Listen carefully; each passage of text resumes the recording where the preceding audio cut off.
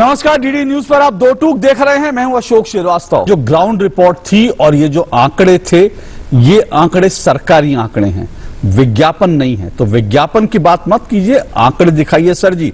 इसी पर आज हम सवाल उठाएंगे और खास करके जो आपने रिपोर्ट देखी कि दिल्ली के 40,000 बच्चे टिन शेड में 4 साल से पढ़ रहे हैं, भले ही बरसात हो, सर्दी हो, गर्मी हो, और इस उमस भरी गर्मी में भी टिन शेड में पढ़ने को मजबूर हैं। क्यों? इन सब पे सवाल उठाएंगे और मेरा दो टूक का आज का सवाल आपके सामने।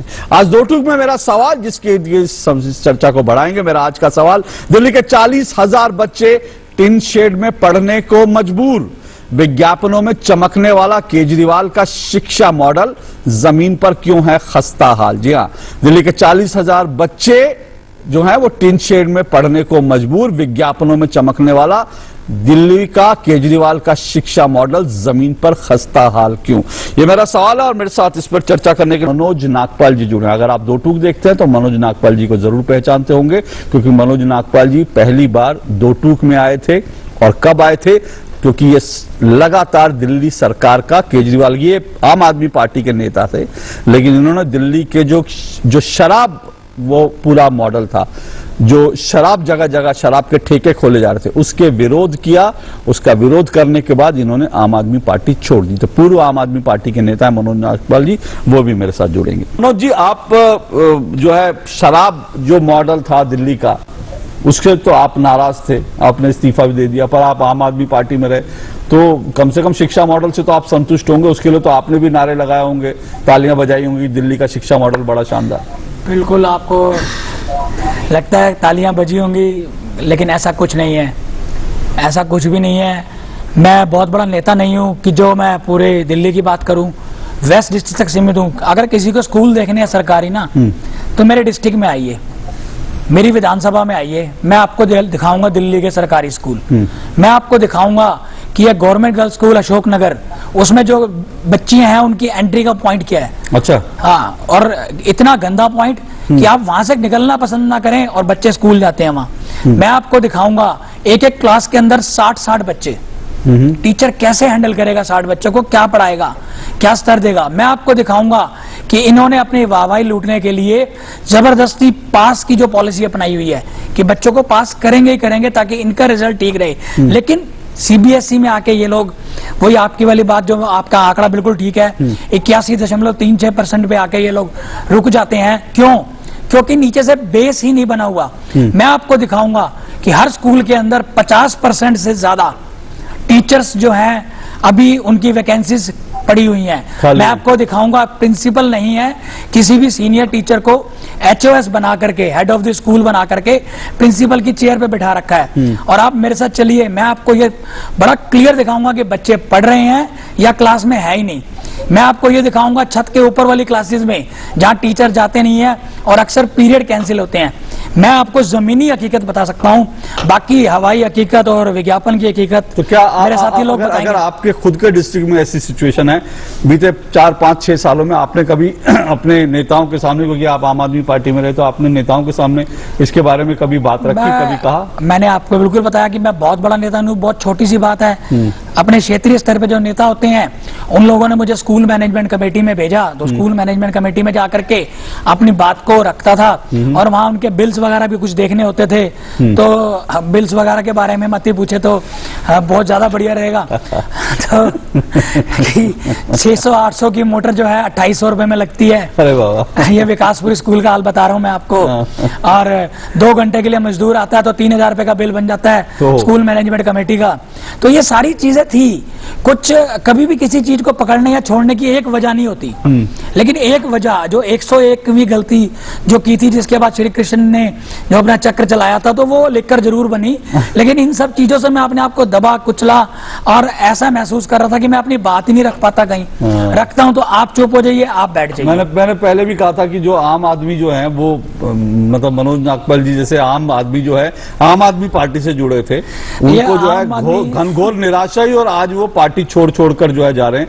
ये एक बड़ी बात है। मैं आऊंगा मनोज जी, मुझे एक छोटा सा ब्रेक लेना है। ब्रेक के बाद आपको मैं आऊंगा अनुजा जी, एक मिनट, मैं ब्रेक ले रहा हूं, ब्रेक के बाद आऊंगा। ब्रेक के बाद कुछ और तस्वीरें आपको दिखाऊंगा, दिल्ली के नजफगढ़ की कुछ तस्वीरें दिखाऊंगा और उस पर भी चर्चा करेंगे और तमाम मेहमान अपनी बात रखेंगे। आंकड़े भी बहुत सारे हैं मेरे पास गिनाने के लिए, बताने के लिए, तो सिर्फ ये कहने से कि विज्ञापन नहीं है मेरे पास दिखाने के लिए, क्योंकि दिल्ली सरकार का विज्ञापन नहीं दिखाऊंगा पर दिल्ली के आंकड़े जरूर दिखाऊंगा इस ब्रेक के। दो टूक आप देख रहे हैं और दो टूक में हम चर्चा कर रहे हैं दिल्ली के शिक्षा मॉडल की एक बार फिर, और हम कह रहे हैं विज्ञापन नहीं आंकड़े दिखाइए सर जी।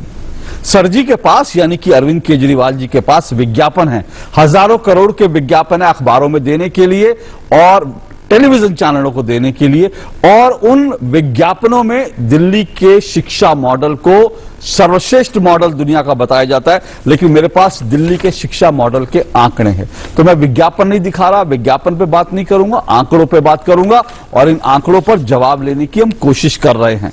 मेरे मनोज नागपाल जी पूर्व नेता आम आदमी पार्टी के, हम भी आपके साथ चल रहे हैं, कोई ईमानदार जगह पे विज्ञापन और ब्रेक ले रहा हूं, उसके बाद मनोज जी और नीलू रंजन जी आपके पास आऊंगा इस ब्रेक के बाद। दो टूक आप देख रहे हैं और दो टूक में हम चर्चा कर रहे हैं विज्ञापन नहीं आंकड़े दिखाइए सर जी। विज्ञापन से मत बताइए कि दिल्ली का शिक्षा मॉडल सर्वश्रेष्ठ है, आंकड़े बताइए, क्योंकि आंकड़े तो जमीनी हकीकत दिखा रहे हैं और आंकड़ों के अनुसार दिल्ली में शिक्षा मॉडल जो है उसकी हालत खस्ता है। विज्ञापनों में आप कितना चमकाइए। तो मेरे साथ इसमें चार मेहमान जुड़े हैं। मनोज नागपाल जी, आप कह रहे थे कि भाई, मैंने कहा कि शिक्षकों की स्थिति यहाँ खराब है, बहुत सारी चीजें, पर आपको लगता है कि कुछ तो अच्छा हो रहा होगा इस 6-7 साल में एजुकेशन के लेवल पर? एजुकेशन के लेवल पे कुछ नहीं हो रहा, बिल्डिंग की लिपापोती हो रही है और विज्ञापन पूरे जोरों पे है। अभी इसी साल का मैं कौशिक जी को याद दिलाता हूं, आप न्यूज़पेपर उठा के देखिए, जैसे ही 10वीं का रिजल्ट आया था तो विज्ञापन था बधाई हो दिल्ली, कंपार्टमेंट में हमने 98% बच्चे पास किए। क्या किसी ने सोचा कंपार्टमेंट बच्चों की आई क्यों? अरे आप बच्चों को पढ़ाइए तो सही। बिल्डिंग को पेंट करने से, बिल्डिंग नहीं करने से, पुरानी करने से, 67 लाख रुपए का एक कमरा बनाने से एजुकेशन थोड़ी ना आ जाएगी। अरे हम टेंट में बैठने के लिए भी तैयार हैं, हम जमीन पे बैठने को भी तैयार है, कम से कम पढ़ाओ तो सही। और जब रिजल्ट दे रहे हैं, रिजल्ट बधाई हो दिल्ली, 10 साल पहले जब 88 से 92%, 98% तक रिजल्ट था, तब तो हमने कभी अखबार में नहीं पढ़ा कि बधाई हो दिल्ली, ठीक है। और अब जब 81% आ गया, तब ये भी तो कह दो कि दिल्ली वालों मैं शर्मिंदा हूं, अब मैं 81% पे आ गया हूं। लेकिन ऐसी कोई बात नहीं होगी, होगी तो प्योर राजनीति होगी। तो कीजिए प्योर राजनीति, आपका काम है राजनीति करना, पर हमें इस हालात में भी शिक्षा दीजिए। टीचर्स रखिए, गेस्ट टीचर से, टेम्परेरी टीचर से काम मत चलाइए। आपने कहा राजनीति, तो उन्होंने तो आप पे भी आरोप लगाया कि आप दरअसल अब बीजेपी के चले गए हैं क्या, जो आप आम आदमी पार्टी के हर मुद्दे पे खिलाफत करने लगे, आप चले गए, बीजेपी ज्वाइन कर लिया? बीजेपी प्रवक्ता बैठी हैं, आप उनसे मेरा नाम भी पूछ लीजिए, शायद नाम भी नहीं पता होगा। और अगर संजीव जी ऐसी शुभकामनाएं दे रहे हैं तो किसी से शुभकामनाएं लेने में कोई दिक्कत नहीं है, लेकिन मेरा अभी तक ऐसा कोई विचार नहीं है। बड़ी मुश्किल से जान छुड़वाई है इस गंदी राजनीति से, तो कोशिश करूंगा कि जनता का नुमाइंदा बन के रहूं, जनता के बीच में रहूं। अशोक जी, अभी आपने जल्दी से बात की थी कॉलेज के ऊपर, 12 कॉलेज ऐसे हैं जहाँ जो दिल्ली, जो डीयू के 12 कॉलेज हैं जहाँ दिल्ली सरकार का फंड जाता है। 12 के 12 कॉलेजों में सैलरी की पोजीशन देख लीजिए। और BR अम्बेडकर यूनिवर्सिटी 3 साल पहले माननीय मुख्यमंत्री जी ने धीरपुर में और रोहिणी में पत्थर रख दिया था, और 3 सालों में वो पत्थर भी नहीं मिला उसके बाद। तो ये हालात हैं। और आंकड़े तो मेरे पास भी बहुत सारे हैं, लेकिन मैं कोई पॉलिटिकल एनालिसिस नहीं हूं, मैं एक साधारण आम आदमी हूं, जिसको आम आदमी कहा जाए, और मैं आम बात करूंगा। मैं बीजेपी की बात नहीं करूंगा, मैं कांग्रेस की नहीं करूंगा, मैं किसी और राजनीतिक दल नहीं करूंगा, लेकिन ये जरूर कहूंगा कि आम आदमी पार्टी को मैंने छोड़ा है, शराब के मुद्दे पे छोड़ा है। ठीक, राजनीतिक पार्टी को महत्वाकांक्षा रखने की, आगे बढ़ने की पूरा हक है, उसको करना भी चाहिए। और साख सबसे बड़ी चीज होती है किसी राजनीतिक दल के लिए, एकदम साख सबसे। लेकिन बड़ी बात यह है कि आप सिर्फ विज्ञापनों से झूठा प्रचार करके अगर लोगों की आंख में धूल झोंकना चाहते हैं तो शायद कहीं कुछ लोगों की आंखों में धूल झोंक भी लेंगे, लेकिन वो बहुत ज्यादा दिनों तक, काट की हांडी बोलते हैं ना, बहुत ज्यादा दिन तक नहीं चलती। आप एक विज्ञापन देंगे, 2 विज्ञापन देंगे, 3 विज्ञापन देंगे, लेकिन उसके बाद लोग देखेंगे, समझेंगे, क्योंकि आंकड़े सच बोलते हैं।